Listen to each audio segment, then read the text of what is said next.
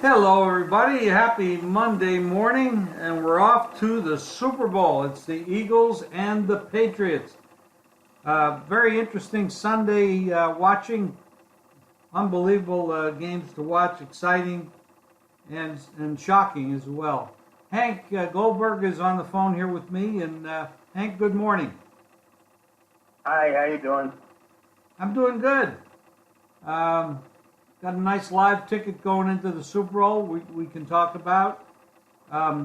Patriot game was another comeback for the Patriots. They have a tendency to do that, getting down early and coming back in these big games. They've done it in the last two Super Bowls they've been in, and they won both of those. They won yesterday. Gronkowski got hurt. He missed most of the game. The Patriots, Brady's hand obviously was not 100%, but he played very well. The second game, I don't know what Nick Foles was drinking, but whatever it is, send me a bottle. It was unbelievable. That he played so incredible. It's hard to believe. He took advantage of a defense that was arguably the best in the league. And heck of a day, Hank. Heck of a day. Nick Foles has now played two very good games in a row in these playoffs, and you got to give credit to the Philadelphia coaching staff. And Jim Schwartz is a heck of a defensive coordinator, and the offensive game plan was impeccable against that. You got the Minnesota defense, which set a record for third down conversions up into that game, and they just picked them apart on third downs. There was something like 8 out of 10 in third down conversions. And, looking back on the Minnesota coach, but this is all hindsight now, he has a terrible record in playoff games. Two years as defensive coordinator for Dallas, got beat in the playoffs when he was there. 2 years when he worked for Cincinnati, got beat in the playoffs when he was there. He's had lousy records. He never won a big playoff game. And you're beginning to wonder if he didn't have them ready to play after they had to do too much celebrating last week. Because they came in and they just stunk the joint out. On defense, they had no answers. On third downs, they kept getting beat. And, where did their defense go? Rhodes was in and out of the game, but he didn't make any plays. Their safety, who's supposed to be so good, made no plays. They had no pressure on Foles the whole game. They just didn't make a play defensively. Offensively, Keenum played like a third-string quarterback. He had the bad interception, he had the fumble, and at that point, after the fumble, I would have gotten him out. But they didn't do that. At least give them their offense a chance. But he didn't have it yesterday. And I would have made the change. I mean, at that point, you're playing for your lives. But, I'm sour grapes. I had Minnesota at 16-1. I covered my bet, thankfully, so I made a little money on the game. I thought I was looking for a defensive battle that never materialized. Yeah, so I was wrong on that game, and that was killer. I had the under in the New England game, so that helped me break even there because, Bortles eventually became Bortles. They got too conservative in the end of that game, and New England made the adjustments as the game went on. That's one good thing about Belichick. He and that defensive coordinator, they make adjustments as the game goes on. They don't wait for halftime, and they needed what they needed and what they had to do. Yeah, when you put that coaching staff up against any other coaching staff in the league, you got a problem because they are really good at what they do. And that's why they're there every year. among other things, of course.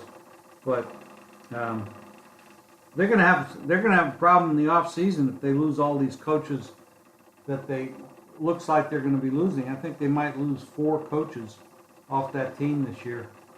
But be that they've lost coaches before. They just go on.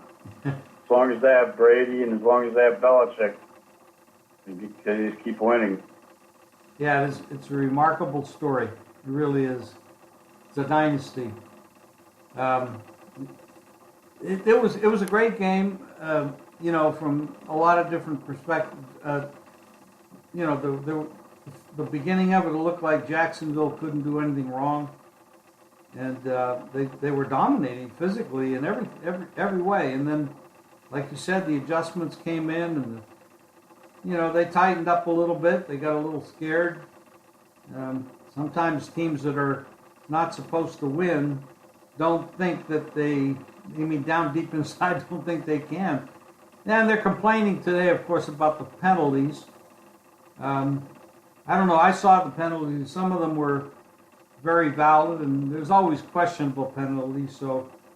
But the Gronk hit was a big loss for the Patriots. Nobody's talking about that. You lose the best player on the field, unstoppable, unless you double them, which is what they were doing. But that'll cost you in the long run with other players. But they lose him before halftime, and they still come back and have a monster second half. Well, Amendola was the guy who won the game for him.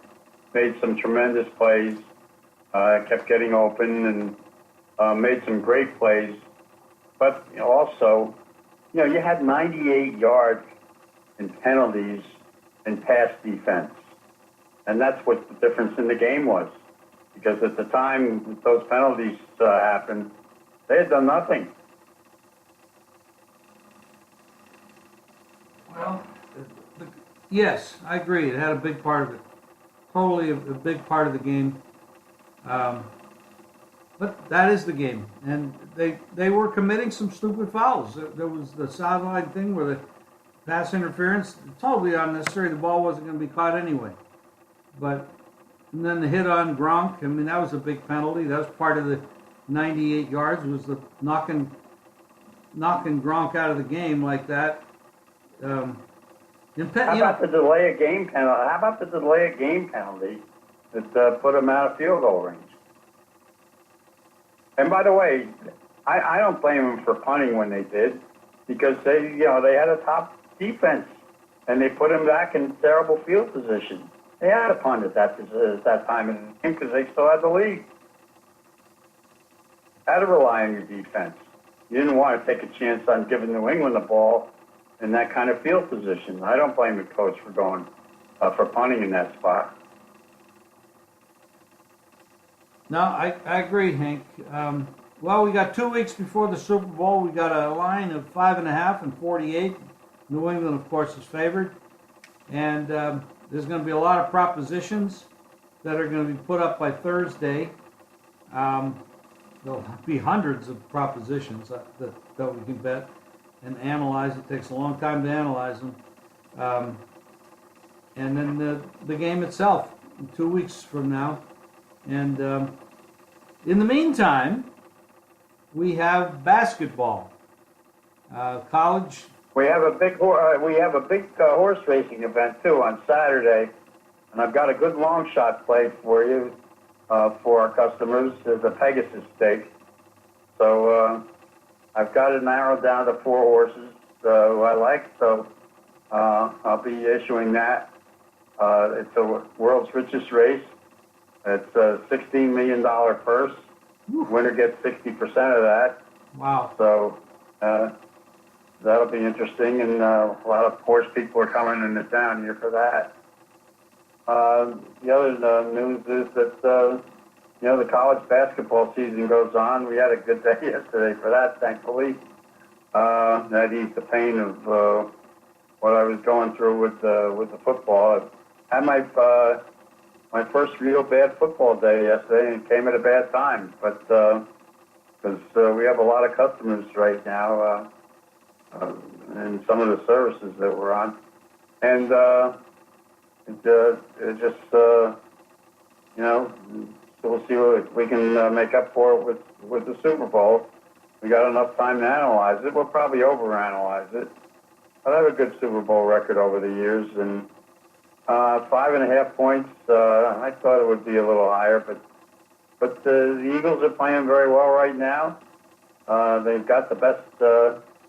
I think they have the better of the two defenses, and we'll see where it goes. Yeah, well, Hank, you might have had a bad day yesterday, but you've had a great season in pro football, and it's been remarkable.